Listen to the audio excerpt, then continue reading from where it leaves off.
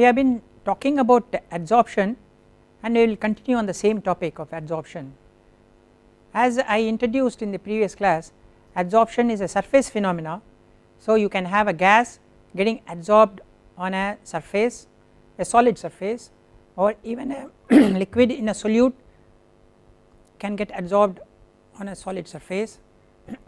So it is a surface phenomena, unlike absorption, where absorption is a bulk phenomena. So that is the main difference between adsorption and absorption. Absorption is AB, whereas adsorption is AD.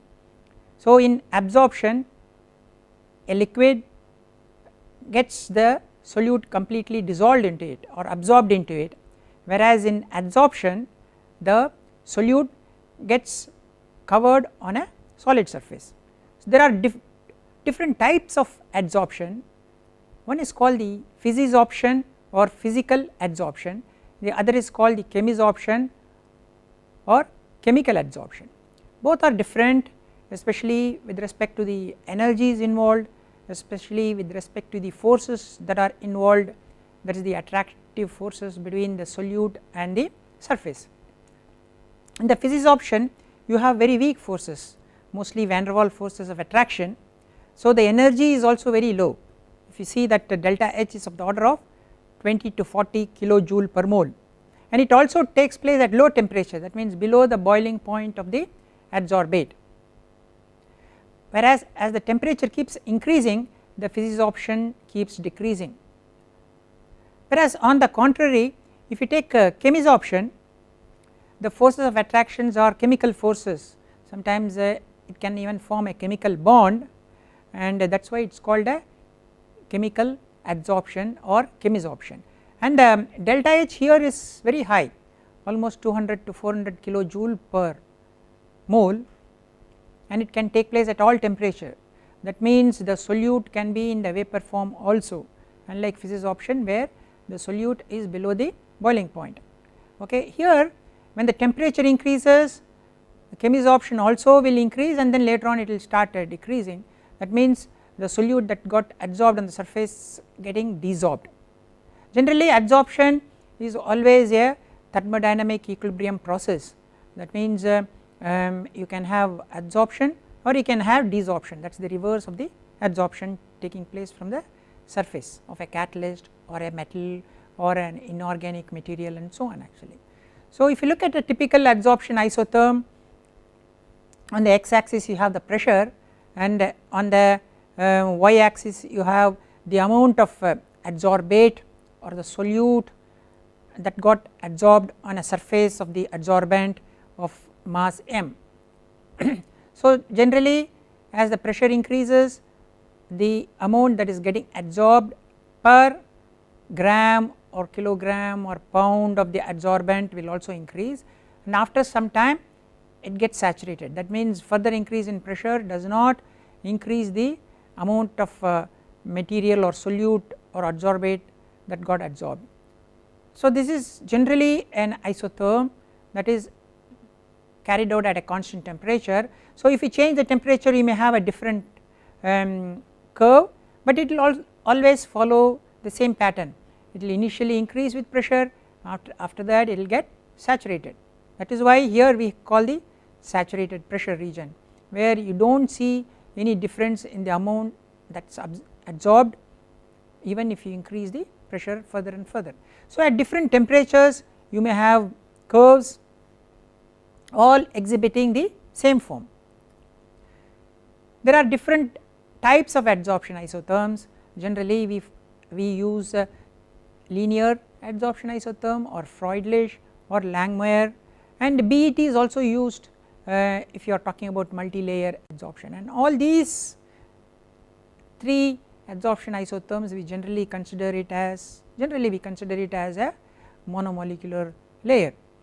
So the basic relationship, you have some adsorbate which is in the free form, it gets adsorbed on an adsorbent, that is an adsorption process. So you have the adsorbed species. Now the adsorbed species can desorb, so you have a vacant site available for some other adsorbate to get adsorbed. Okay, so you get a vacant site, so a vacant active site is necessary for this adsorption process. If you look at reactions like nickel catalyst hydrogenation, hydrogen has to get adsorbed on the surface of the nickel.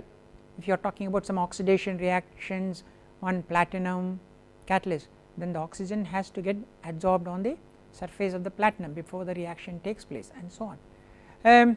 So the Le Chatelier's principle says that the direction of equilibrium will always shift so that the stress can be relieved. So if you are putting in pressure, the direction of the process will go from left to right.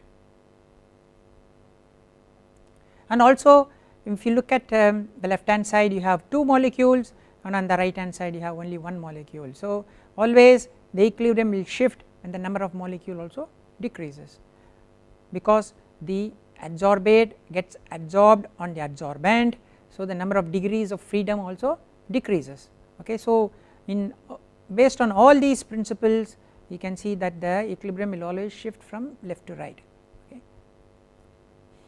Now adsorption is a very important phenomena. It is used in many places.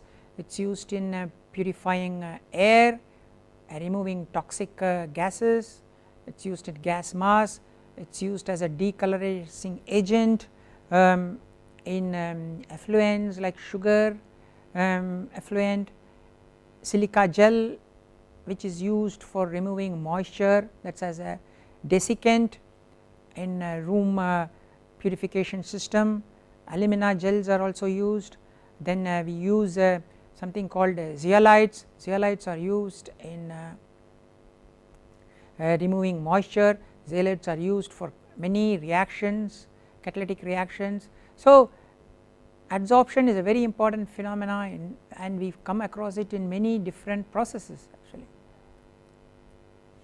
So what are the factors that govern this particular adsorption? Temperature, pressure, surface area, activation of the adsorbent. So all these have an effect, and we will little bit try to understand the effect of each of these parameters. Okay. Temperature, for example, temperature has an effect and at the adsorption process, as I talked about before, especially on the chemical adsorption or chemisorption. There are temperature effects on the process. Similarly, pressure has an effect on the adsorption process, and once the surface gets saturated, after the saturation pressure you will not see any more adsorption taking place. Surface area, more the surface area, more is the adsorption. So that is why you have activated charcoal which has several meters square of surface area per gram of the catalyst. So very small amount of catalyst will have large surface area. So higher the surface area, higher is the adsorption. So for adsorption you will always use high surface area material, whether it is alumina or carbon or zeolite or silica aluminates and so on. You will never use low surface area material here. Activation of the adsorbent, you have to activate the surface so that adsorption can take place. Sometimes we activate it by passing hydrogen, sometimes we activate it by passing acid, sometimes we activate it by increasing the temperature and so on actually. So there are different ways by which you activate. So these are the factors which control the adsorption process. So most of the industrial adsorbents fall into 3 categories. One is the oxygen containing compounds, that means generally they are hydrophilic material, they are polar like silica gels and zeolites. Then you have the carbon based material, that means they are hydrophobic or non-polar, like your activated carbon, graphite and so on. Third type is the polymer based material. The polymers act as a matrix, especially if you look at ion exchange type of adsorption. You have the cations or anions anchored onto a polymer matrix. So these are the 3 different types of adsorbent used in the industrial applications. So let us look at some differences between the physisorption and chemisorption. In fact this table explains those differences. Physisorption, generally the forces of attraction are based on van der Waals forces. Chemisorption, you have chemical bonds or chemical interactions taking place. So these forces are weak, these forces are strong. That is why the enthalpy of the adsorption process also differs dramatically if it is a physisorption or a chemisorption. In the case of physisorption, the enthalpy is of the order of 20 to 40 kilojoule per mole, whereas in the chemisorption it is 200 to 400 kilojoule per mole. Physisorption generally is observed at low temperature, that means below the boiling point of the solute, and it starts going down with the increasing temperature. That means the physisorption process goes down with increasing temperature. Now chemisorption, if we take, it takes place at high temperature, that means the solute can be in the vapor form and the chemisorption takes place effectively. Physisorption is not very specific, whereas chemisorption is highly specific. So I can just remove one single gas from a mixture of gases. That is the main adsorption of chemisorption process. If you take physisorption, generally you can have multi-layer of the adsorbate on the surface of the adsorbent, whereas in chemisorption generally it is a monomolecular layer. Physisorption is reversible, chemisorption is irreversible. So these are the differences between physisorption and chemisorption. So you can have the same solute or same adsorbate adsorbing on the surface of an adsorbent, either as a physisorption based process or as a chemisorption based process. So if you look at the adsorption kinetics, it will look almost like a normal chemical kinetics. You have the rate of adsorption on the left hand side and there is a constant here, that is called a rate constant. Just like chemical reaction, we have a chemical rate constant, here also you have a rate constant. Then we have P, P is the partial pressure of the solute which is getting adsorbed, and X, that is the exponent or kinetic order. See, it is exactly like your chemical reaction. Okay. So the rate of adsorption of a molecule on a surface is directly proportional to the pressure raised to the power some exponent value there. Now we can bring in the Arrhenius term, exactly like chemical kinetics, we can bring in the Arrhenius term, we can bring in the pre-exponential term as well, or the frequency factor term. So if you bring in that, we have the constant being replaced by A into exponent minus EA by RT multiplied by pressure raised to the power X. So E is the activation energy for the adsorption process, R is your universal gas constant, and T is the temperature in Kelvin, and A is your pre-exponential factor or pre-frequency factor or collision factor. So there are different names for A. So the rate of adsorption is given by this particular term. So it looks exactly like your chemical kinetics, and the rate of adsorption is governed by mainly two factors: the rate of arrival of molecule to the surface.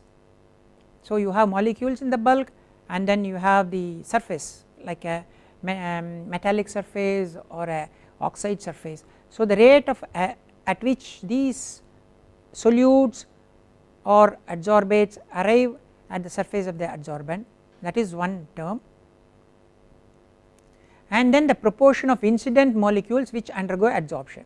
So just because they come near the surface or they hit the surface does not mean they get adsorbed, but there is always some proportion out of which the bulk of the molecule which come to the surface will get adsorbed. So there are two terms. So there is something called the sticking probability that will come into the picture. So the rate of adsorption per unit area of the surface, because adsorption is always per area, is a product of incident molecule, that is the flux, and the sticking probability. That means a molecule, just because it hits the surface, does not get stuck to the surface. So there is always a probability. So the sticking probability, and just like any probability term, it will vary between 0 and 1. So the rate term, we have it as number of molecules per meter square, that is the surface, and because it is a rate term, we have per second or per time, something will come there actually.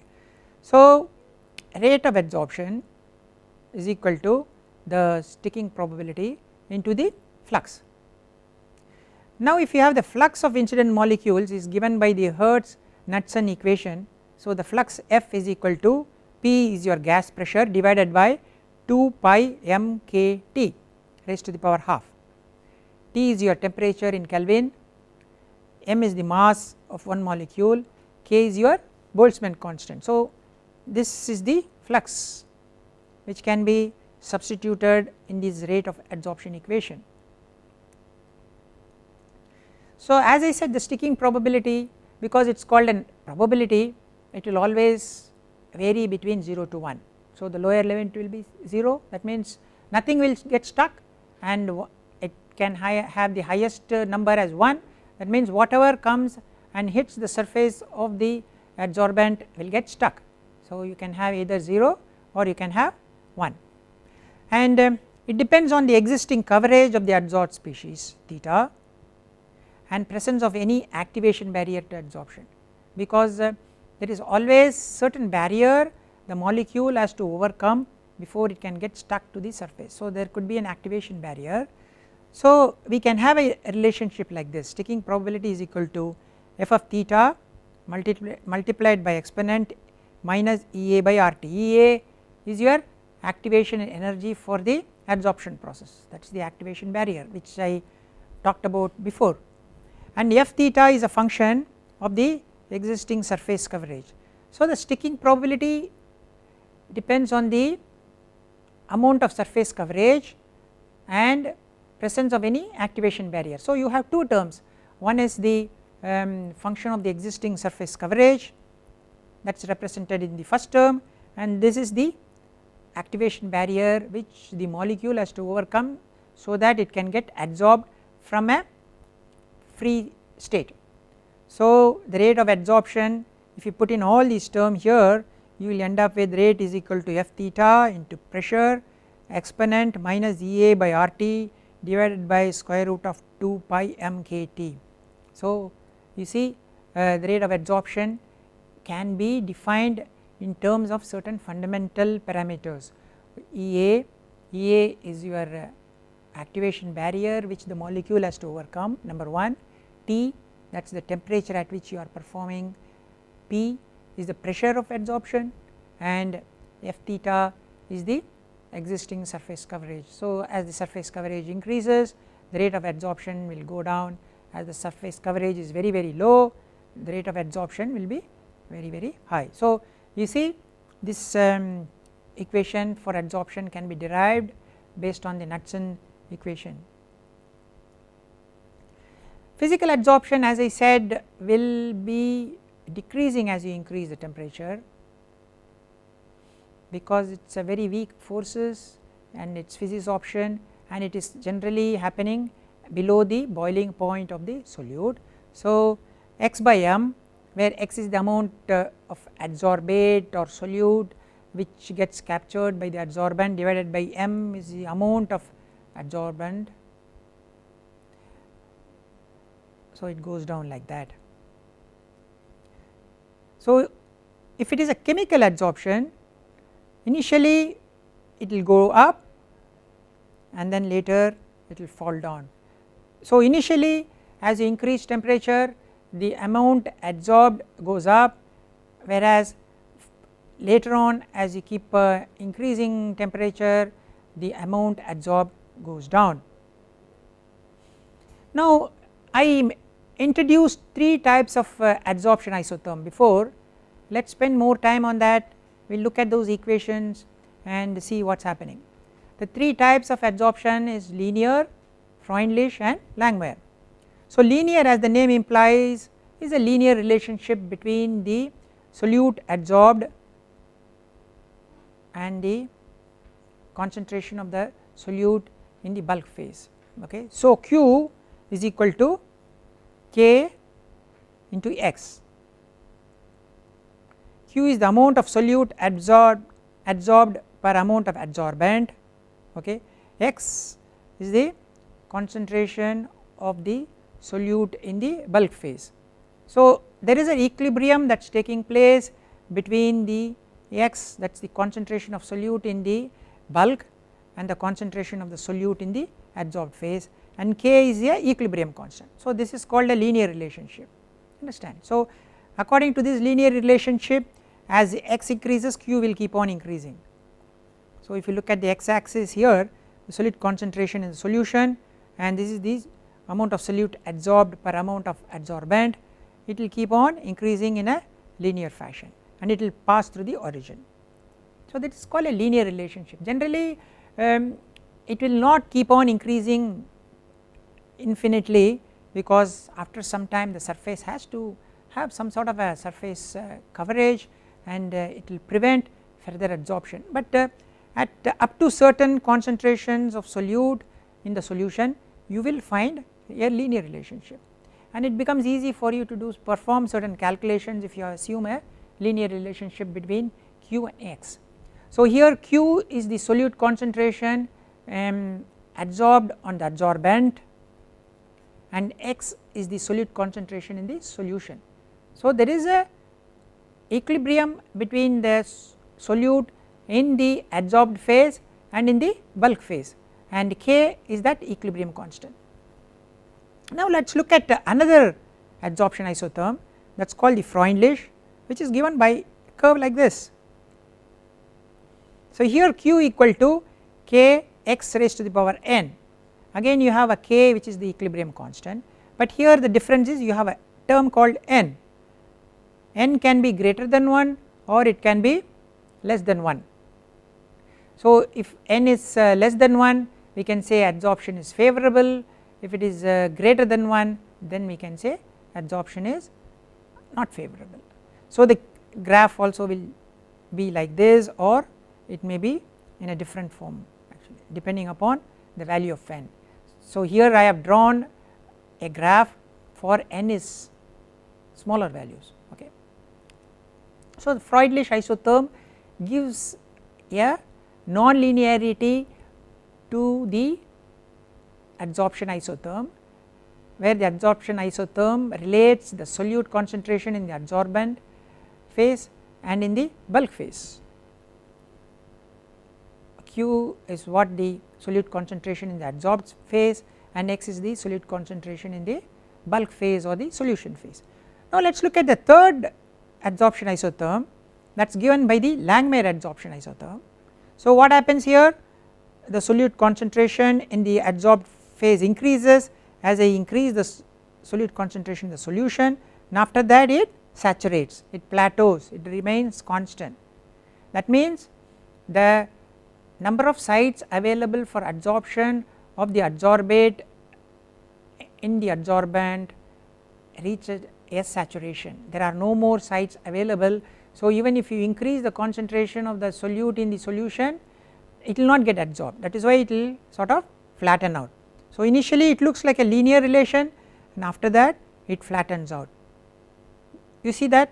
So initially it is a linear, and then after that further increase in solute concentration in the solution will not have any effect on the concentration of the solute found on the adsorbent.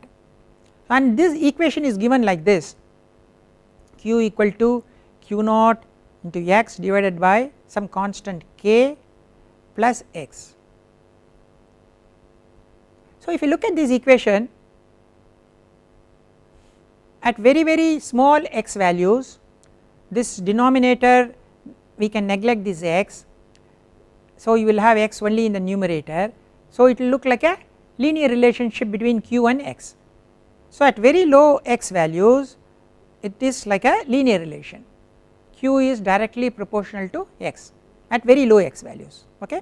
At very high x values, if we neglect k, this x and x, this x will cancel, so you will end up with the constant.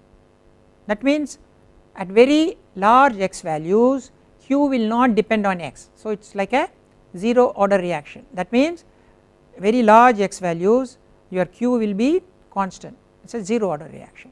So at very low x values, when the x is very small, you will have q directly proportional to this x.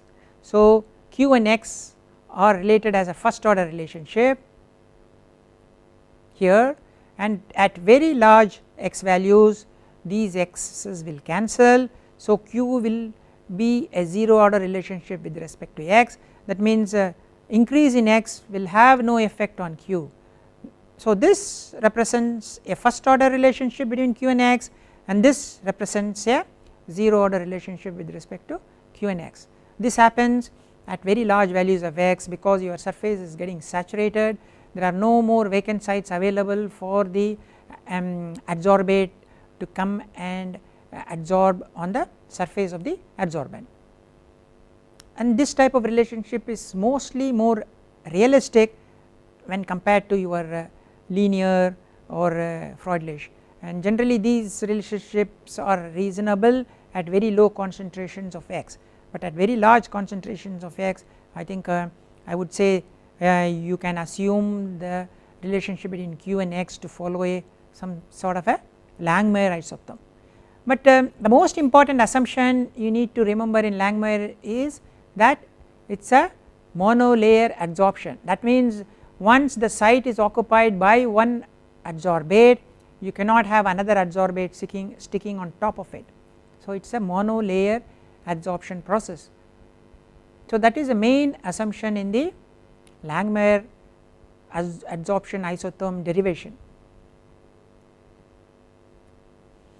Now let us look at different types of adsorption process, how a chemical engineer will look at, because a chemical engineer is used to process type of approach, and you will look at different types of process. You can have batch adsorption, you can have a continuous adsorption, and so on. What happens in a batch adsorption? What do? You take a adsorbent and then you add it to a solution containing the adsorbate or the solute which you need to adsorb, mix them both thoroughly and then let them reach an equilibrium. You filter out the adsorbent and hopefully the solute would have got adsorbed in the adsorbent. The solute could be a toxic waste, unwanted chemical and so on, or it could be a protein of your interest or a metabolite of your interest.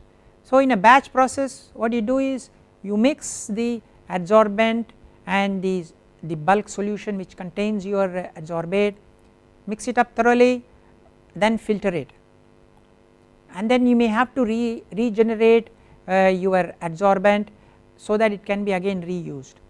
Then how do you regenerate?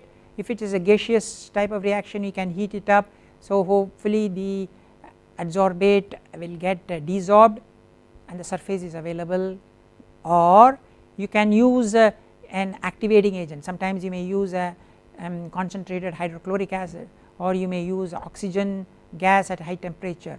For example, if you are using oxygen gas at high temperature, it will burn away the chemicals or waste material that has adsorbed on the surface into CO2. That way your surface will be again available for further adsorption.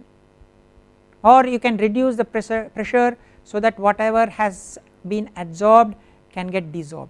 So these are the activation. So in a batch process you have two sets of operation, one is the adsorption operation, other is the desorption operation where you are regenerating your adsorbent, and now the adsorbent is available for further adsorption. So when you mix the adsorbent into the bulk, your solute gets partitioned between the adsorbent or in the bulk, okay, that is your K, the constant value which comes into picture actually.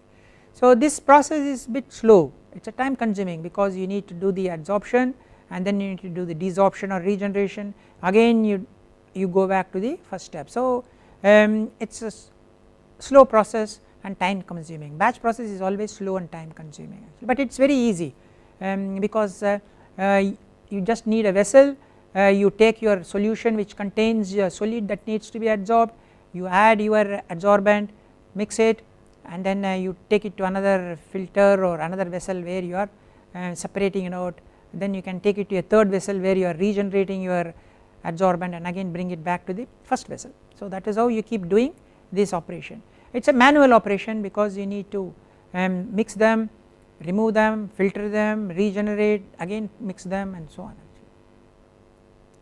Let us look at the mass balance in a batch adsorption process.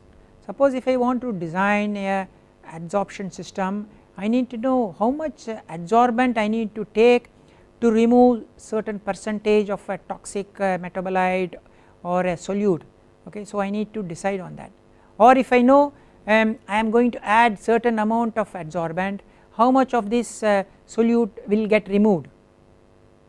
So if I want to do both these type of calculations, all I need to do is a mass balance. The concept, the principle is very simple, you just do a mass balance for the solute, that is all. So here we have a stage, you are adding a feed solution which contains XF concentration of the solute that needs to be adsorbed, okay. Then you are adding the adsorbent, that is the solid. So imagine your F is a liquid and W is a solid, the solid may contain certain concentration of adsorbate. If you are adding a fresh adsorbent, then of course QF will be 0, but if you are using an old adsorbent, it may contain some of the adsorbate present here. So there are two inputs and there are two outputs, the one output is your bulk solution F, so the same amount of F that is entering is leaving, but the concentration of the solute or the adsorbate here would have decreased because some of the adsorbate has been adsorbed. So if you look at the W, that is your adsorbent, the amount will be the same, W here and W there, but it would have picked up some solute. So here Q will be greater than QF, whereas here X will be less than XF because some of the solute or the adsorbate has been transferred to the adsorbent. So there are two inputs, two outputs. So what do? We take a concentration of solute in here plus concentration of solute in here, that should be equal to concentration of solute out in this stream plus concentration of solute out in this stream. So there are two inputs, two outputs, and this is what this equation represents. XF into F is the amount of solute coming in through this stream, QF into W is the amount of solute coming in this stream. This should be equal to X into F, that is the amount of solute leaving in this stream, and Q into W, that is the amount of solute leaving in this stream. This stream is because of the adsorbent, and this stream, these two streams are because of the solution or the bulk liquid which contains your adsorbate. So the bulk liquid is losing some adsorbate which is taken up by the adsorbent, that is what this equation is. So here XF is your concentration of your solute in the feed, QF is the concentration of the solute in the adsorbent, X is the concentration of the solute that is leaving the feed, and Q is the concentration of the solute in the adsorbent that is leaving the stage. So this is a single stage mass balance. So knowing certain terms we can calculate the unknowns. So F is the quantity or the amount of the feed solution, it could be in liters per minute or meter cube per minute, okay, or cc per minute, and W is the weight of the adsorbent that is getting added, it could be in grams, kilograms, micrograms. So you can see, so the units, please note the units of X and Q should be corresponding to that. So if you have F in liters, so X will have micrograms or grams or kilograms per liter. So if W is in kg or grams, then your Q will be some concentration per gram or kg, so that they all match, the units have to match, because F is in volume, you will have X will have a denominator volume term, and if W is in weight, Q will have a denominator in weight term. So we can rearrange this equation, mass balance equation, to get Q equal to QF plus F divided by W multiplied by XF minus X. So XF is the concentration of the solute in the feed solution, X is the concentration of the solute that is leaving in this solution of flow rate F, and W is your amount of adsorbent added QF is the initial amount of solute present in your adsorbent, and Q is the amount of solute that is present in the adsorbent that is leaving the stage. Generally QF is 0. If I am taking a fresh adsorbent, there will not be any solute present, so I can neglect this term QF term, and Q will be equal to F by W into XF minus X. Okay. This is called the operating line, because if I plot a graph where x axis is x is the solute concentration in solution, and y axis is q is the concentration of the adsorbate in the adsorbent, there will be, this will be a straight line, this equation, okay, and this is called the operating line.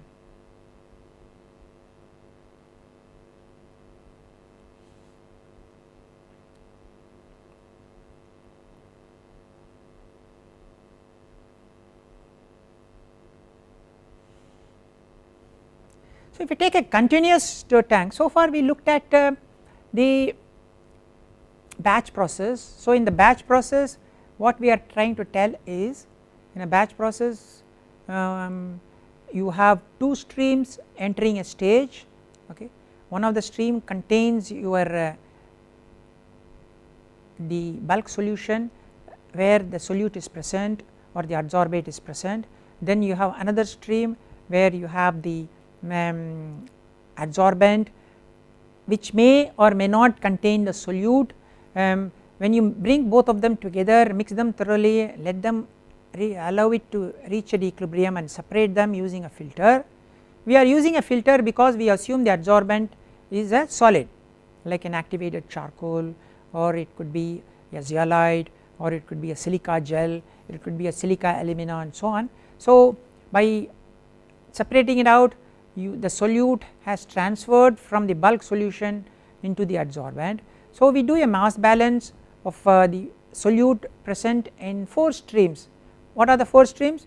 The stream 1 is the feed solution, stream 2 is the fresh or used adsorbent that is added, stream 3 is the bulk solution that is leaving, so it has lost some adsorbate to the adsorbent, and stream 4 is the adsorbent that is collected after filtration.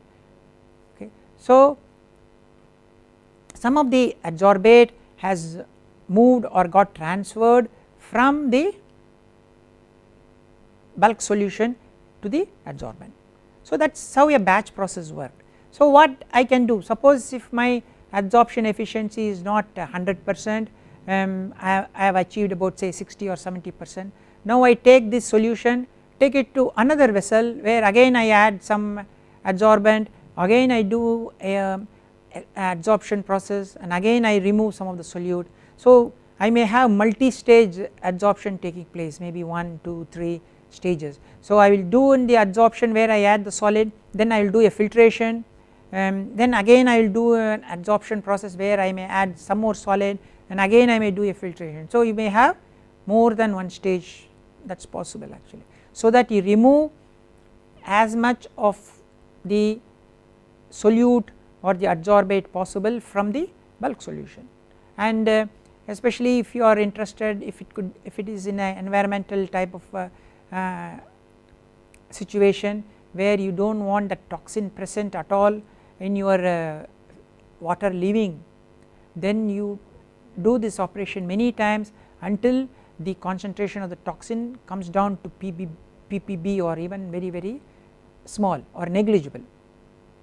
Or if there is a situation where you would like to recover a protein of interest, so you do not want any of the protein to go away with the bulk solution, you may carry out this adsorption stage 2, stage 3 and many stages until whatever protein is present in your bulk solution has been totally adsorbed.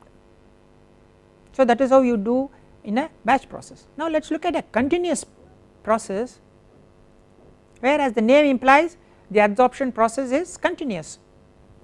So in a continuous process what can happen? You may add your feed solution or the bulk solution continuously.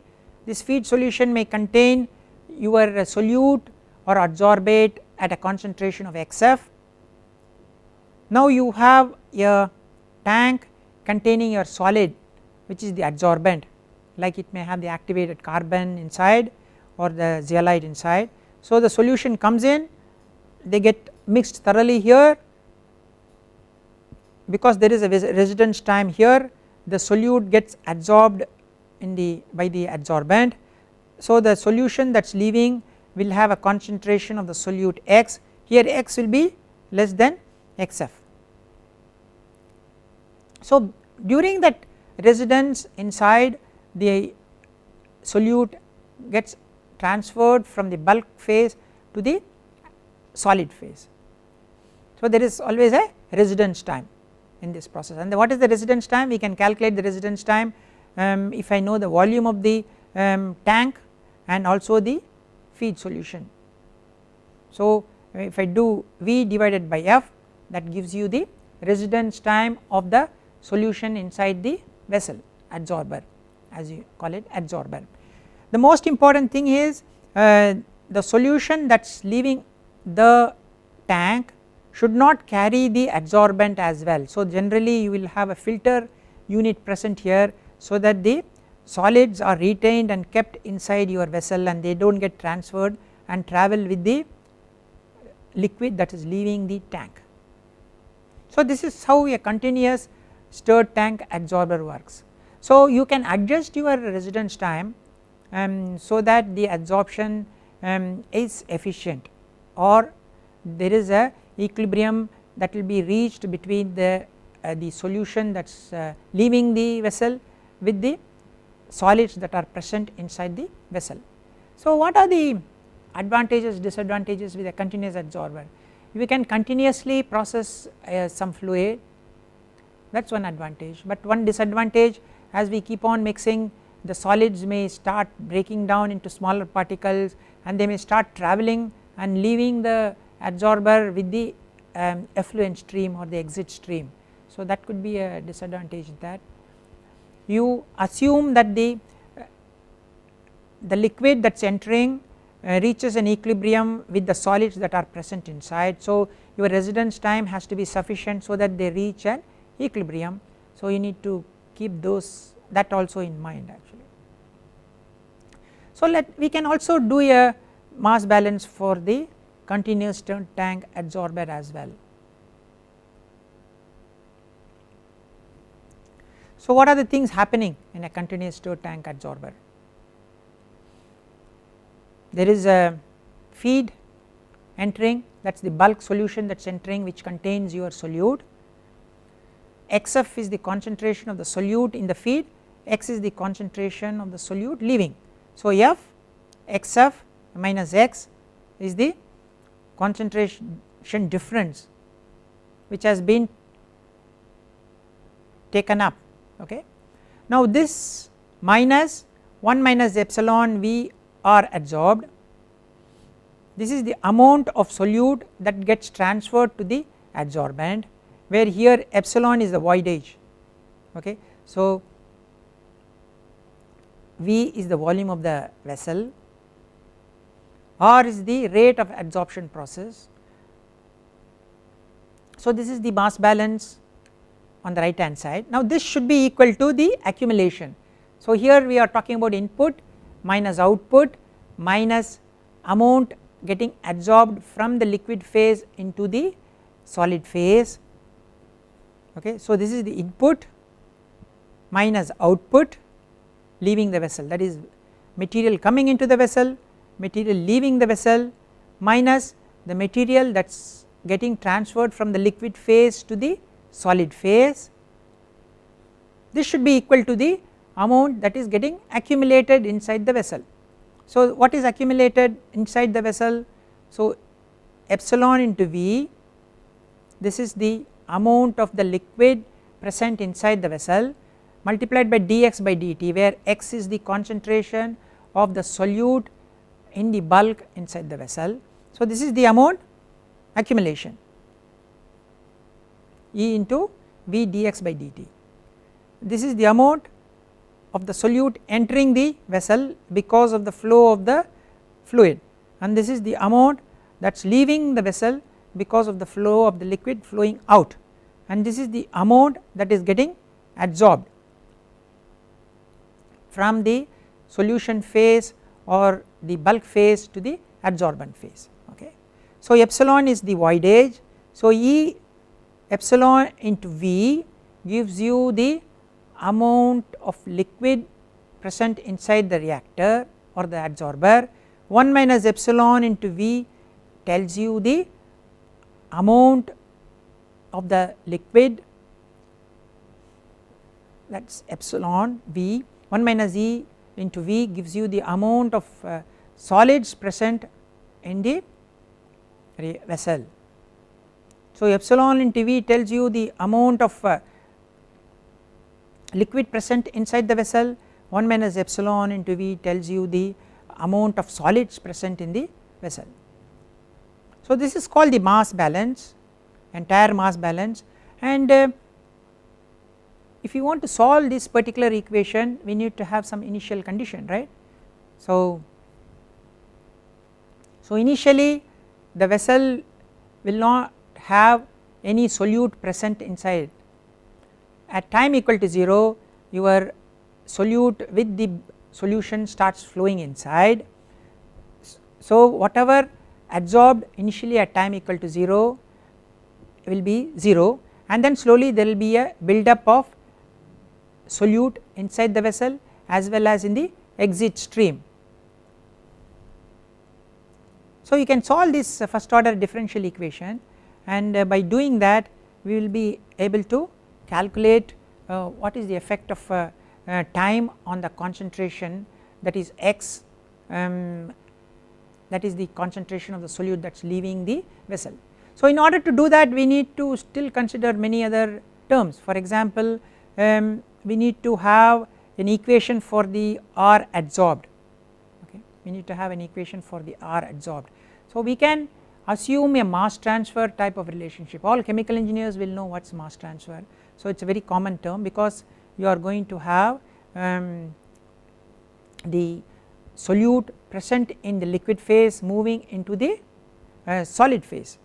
So we can have a term like this where R adsorbed is equal to KL into A into x minus x star, okay. So KL is the mass transfer coefficient, A is the surface area of adsorbent per tank volume, x minus x star where x star is the concentration in the solution which should be in equilibrium with the adsorbent, okay. This is the driving force and this is the area and this is some constant. So these three terms together gives you the rate of adsorption, and if it is a linear adsorption isotherm like as we saw before, Q can be is equal to K into x star. So we can instead of x star put it as Q by K here. So here instead of R adsorption we can write this particular equation, and instead of x star we can write it as Q by K. So once you have these terms included into our first order differential equation, it becomes very simple for one to solve. Let us not go into the solution of this first order differential equation, but if you solve this first order differential equation you will end up with the equation of this form: Q by K xf is equal to 1 minus there is a E raised to the power minus sigma 1 t, there is a E raised to the power minus sigma 2 t. So E power minus t will always have an exponential type of decaying function actually, where sigma 1 and sigma 2 is given by this particular equation, and B that is present inside this equation is given by this. So you can see quite a simple relationship which connects the Q, that is the amount of solute that gets adsorbed onto the surface as a function of time, okay, with all the basic parameters like flow rates, the volume of the tank, the voidage factor, the K which is the partition between the liquid and the solid phase, KL is the mass transfer coefficient, small a is the interfacial area and so on actually. So you have all the basic design terms relating between a t, the time, and the q. So how will the relationship will look like? So as the time increases, initially q will go up because initially you have fresh adsorbent present inside your tank. So as time increases, the value for q will start from 0 and then go up and get saturated. So after that you will not be able to allow the same adsorbent to adsorb any more fresh solute or adsorbate. So what do you have to do? We need to stop the process and regenerate your adsorbent, or we need to add fresh adsorbent and so on actually. So again as time increases, the x of minus x initially at time equal to 0 it will be here and then it will start going down and it will reach a plateau here actually. So after some time your adsorbent gets fully saturated with the adsorbate. So as I said, we need to do some sort of a regeneration of the adsorbent, or we need to add fresh adsorbent. So these are the two different ways by which you can increase the adsorption of the solute. So we looked at two different types of operating conditions. One is the batch type of adsorption, other one is the continuous type of adsorption. In the batch type, what do? We take the adsorbent, that is the fresh adsorbent or used adsorbent, that is a solid, then mix it up thoroughly with your bulk solution which contains your adsorbate, and then you filter it. So by doing this you have transferred some of the solute or adsorbate present in the bulk to the adsorbent. So once you have transferred, you can desorb and again regenerate your adsorbent and again put it back for further recycle. Whereas in a continuous process, what do? You have a stirred vessel, you have the adsorbent present all the time inside, the liquid flows in and the solute that is present or the adsorbate that is present gets adsorbed. So when the liquid goes out, the concentration of the solute going out will be much less than the concentration of the solute that is inside the vessel. Okay. So how did we model it? Here we have something like a first order differential equation. So input minus output minus the amount adsorbed will be equal to the accumulation. So this is a very standard mass balance relationship. So by taking that, by assuming that the rate of adsorption follows a mass transfer type of process, and if you assume a linear relationship, we can have an analytical solution for the adsorption process as a function of time. But if you have a non-linear relationship for the adsorption isotherm like a Langmuir type of model, then you will not be able to get a simple analytical solution, but you need to use some sort of a numerical package to solve this entire differential equation, because it becomes slightly a non-linear type of differential equation rather than a linear type of differential equation. But it can be solved using a MATLAB or any other differential equation solver type of package. So we can get a relationship between the rate of adsorption process depending upon the flow rate into the stirred tank as well as the volume of the stirred tank. So we can manipulate and we can change the adsorption process. Thank you.